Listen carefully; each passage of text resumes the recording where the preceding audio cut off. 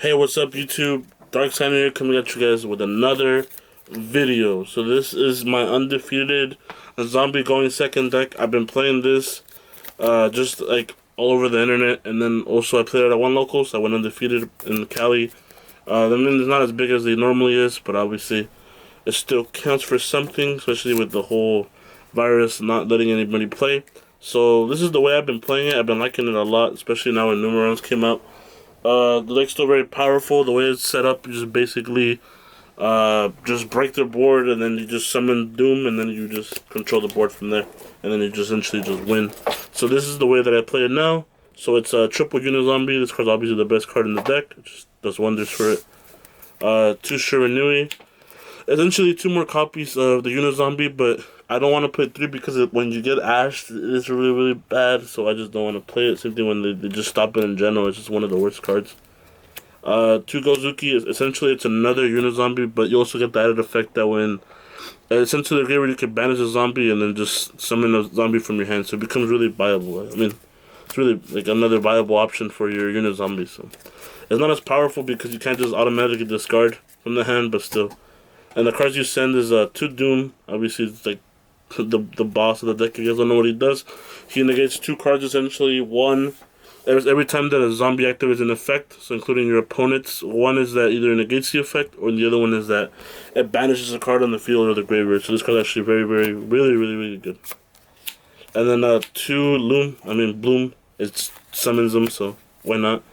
2 Mizuki. I mean, you play zombies. I was playing 3 and 1 for a while, but 2 just ended up being the better number because it's a card you could discard. It's obviously really good when you send it off a Unizombie. It's just obviously a really good card for zombies. 2 Banshees. You always want to have access to your zombie world, and just being able to search it from the deck is obviously really good. And the fact that it just places it, it's even better.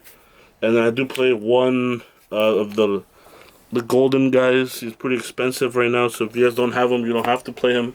But it becomes really good because when you have like dead cards in your hand, or the spells and traps, I should say, he's just really good just to out cards. Essentially, it pops like there could only be one, or just any floodgate that's stopping you in general. It's just really good.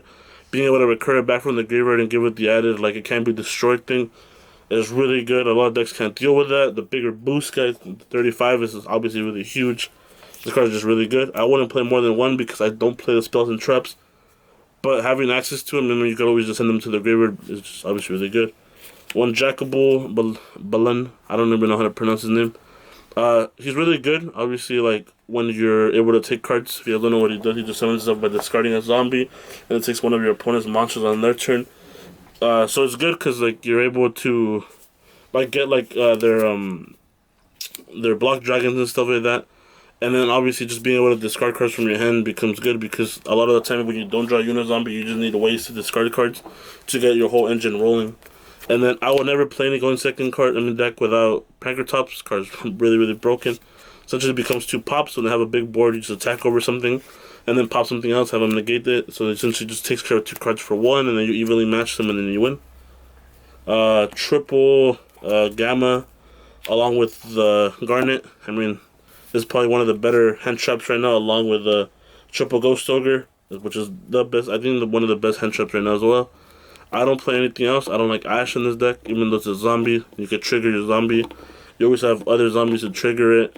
I don't like Veiler in this deck just because it doesn't do enough, and you don't want to just like waste cards for no reason that leave your opponent with a card on the field. I want to get rid of everything. So yeah, so these cards destroy, so that's why I play it. Triple Pot of Extravagance. Your extra deck is not really needed in this thing besides like Super Poly. And that you could do it on standby phase, so why not? 2 Zombie World. I don't like 3 of this card. Card's really good at 2. It's always searchable. You always have access to it. I don't like drawing multiples, and that's why once you have one on the field, it's really hard to get rid of. Your opponent almost never really gets rid of it, so might as well just play it at 2. And then 1 Foolish and 1 Monster Born. These are 2 power cards. Obviously, this gets you anything you want. And then Monster Born reborns their access codes or anything that you just send to the graveyard. And obviously it's really good when you like reborn back like Unizombie. There's also situations where you have nothing but, let's say you have like Unizombie and just this.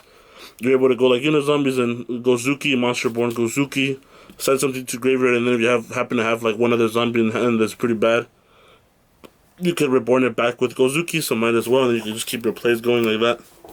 And then, see, these are the big power going second cards. So I have triple evenly, I mean, sorry, triple, triple dark blue no more. And then triple super poly and triple evenly matched. These cards are all really broken. Obviously, the best going second cards, the best board breaking cards. These just help out the deck a lot. Because you kind of just like hinder them a little bit with your hand traps, and then you finish the job with your power cards, and then you just set up with Doom, and then the game is over. And then as far as the extra deck guys, so the only card that's actually relevant is Vampire Sucker. This is the only card you really need access to, just because this card's really good.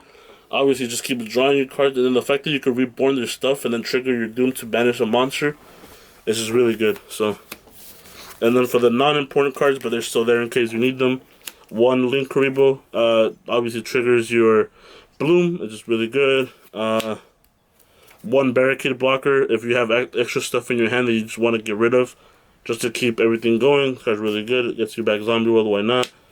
The Vendred, if you guys don't know what he does, he just sends a zombie to graveyard when he attacks. And then he gains attack, but what the relevant part is, obviously he sends Mizukis, he sends the big guy if you don't have access to him. It's just really good. And then the utility stuff, I have one Phoenix, one Unicorn, one Transylvania. So these guys all just get rid of cards on the field, especially the back rows. This card's obviously broken, so yeah. You get rid of everything. One Boral Sword, because you just want to win. I don't play access code because popping 3 cards in this deck is not that relevant. You just want to OTK them, so there's that.